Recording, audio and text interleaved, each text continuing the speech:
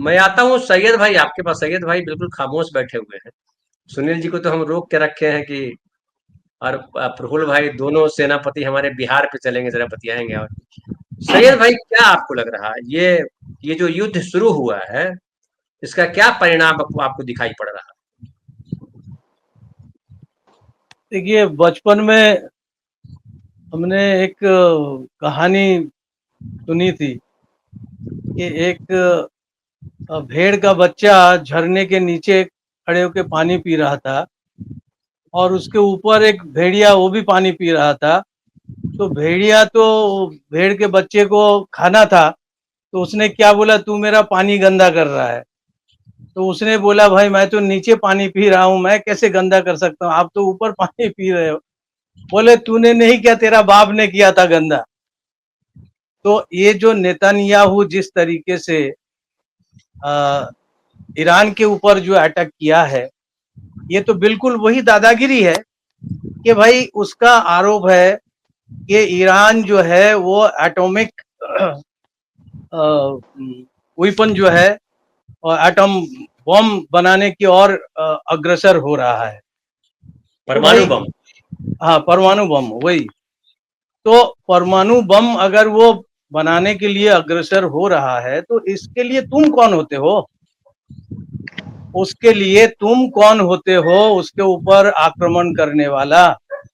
एक तो पहली बात तो ईरान उन मुल्कों में से है जिन्होंने न्यूक्लियर नॉन प्रोलिफरेशन ट्रीटी में साइन करने वाला है, उन्होंने साइन किया है। ये एनपीटी एनपीटी के अंदर 187 देश जो है जो साइन किया है, उसमें से ईरान भी है। और आप देख लीजिए, मजे की बात है कि इजराइल खुद उसमें साइन नहीं किया है। और ये कहा जाता है कि मिडिल ईस्ट के अंदर एक ही लौता देश है जो एनपीटी में साइन भी नहीं किया है और उसके पास परमाणु बम भी है, लेकिन उसने आज तक ना कभी उसे स्वीकार किया, ना उसे कभी डिनाई किया है। अच्छा, इसके बाद तो ये बात क्या हो गई कि तुम्हारी दादागिरी है कि तुम एक सार्वभौम देश जो है, एक सॉवरेन कंट्री है जिनका अपना सब कुछ है, सारा व्यवस्था है, सारा सरकार है, सब कुछ है, आप उनके ऊपर एक आरोप लगा के उनके ऊपर अटैक कर दिया और उनके न्यूक्लियर साइंटिस्ट को मार डाला, उनके डिफेंस के बहुत सारे ऑफिसर्स को आपने मार डाला। तो अभी तो ईरान के पास देखिए, ईरान के पास एक ही थ्योरी बचा है कि offence is the best defence. अगर वो इनको छोड़ देता या कोई समय लगाता, तो मुझे लगता है कि उनका पोजीशन दुनिया के अंदर बहुत ही खराब हो जाता। तो उन्होंने जो भी रिटेलिएशन में जो भी उनके पास जो भी मिसाइल्स थे जो उन्होंने दागे, और बहुत बड़े तरीके से उनका जो आयरन डोम का बहुत बड़ा फक्र था नेतन्याहू साहब का, उनको बिल्कुल बाईपास करके जो कई शहरों में जो तबाही मचाया है, तो वो बहुत जरूरी भी था। और जहां तक देखिए, जहां तक इजराइल का सवाल है, वो तो ये जाहिर सी बात है कि वो अकेले में कुछ नहीं कर सकता है जब तक अमेरिका उनके पीछे नहीं है। लेकिन आज अमेरिका खुद के सामने जो विरोध चल रहा है अमेरिका के अंदर, आज ट्रम्प साहब जिस तरीके से विरोध झेल रहे हैं, उनके खुद के देश में 50 शहरों में जिस तरीके से प्लाकार्ड लेके लोग घूम रहे हैं, जिस तरीके से गाड़ियां जल रहा है, जिस तरीके से आग लगाया जा रहा है, तो उससे वो इतना परेशान है। तो मुझे ऐसा नहीं लगता है कि इस वक्त जो इजराइल और ईरान की जो लड़ाई है उसके अंदर अमेरिकन कांग्रेस उसे कहां तक अप्रूवल देंगे लड़ाई में, मतलब भाग लेने के लिए, इसमें तो डाउट है। और रही बात, देखिए, दुनिया में ये जिस तरीके से एक के बाद एक जो युद्ध का जो माहौल बढ़ता जा रहा है, ये मानवता के लिए एक बहुत बड़ा खतरा है।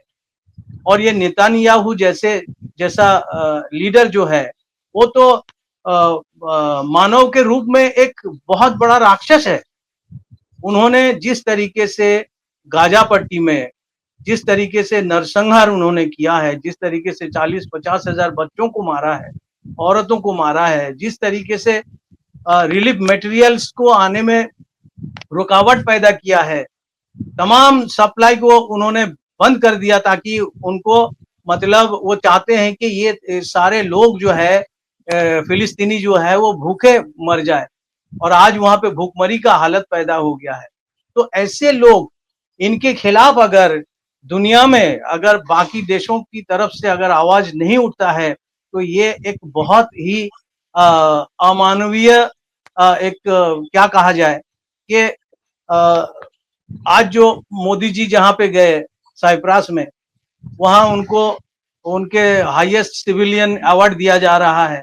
लेकिन मुझे तो खुशी होती कि अगर वही साइप्रस हमारे देश के साथ खड़े हो जाते जब पहलगाम में कांड हुआ था और हम पाकिस्तान को आतंकवाद का सरगना प्रमाण करने के लिए प्रयास कर रहा था।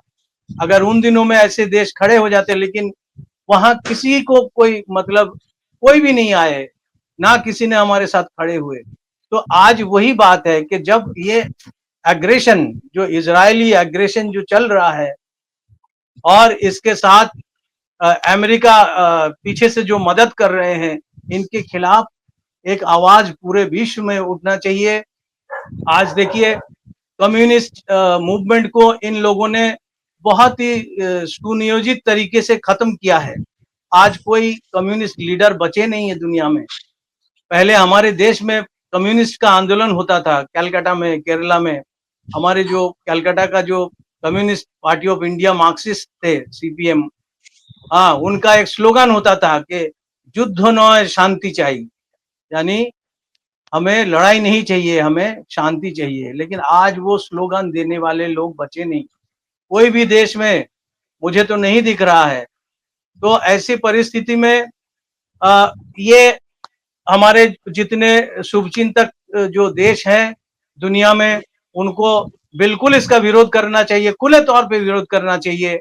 और आज जो भी हो रहा है, आज जिस तरीके से इजराइल अटैक कर रहा है ईरान के ऊपर बिना किसी बुनियाद के, तो उस पे बिल्कुल सारे लोगों को इकट्ठा होके, सारे देशों को इकट्ठा होके, खास तौर पे जो मिडिल ईस्ट के कंट्रीज हैं, उनको बिल्कुल ईरान के साथ खड़े हो जाना चाहिए।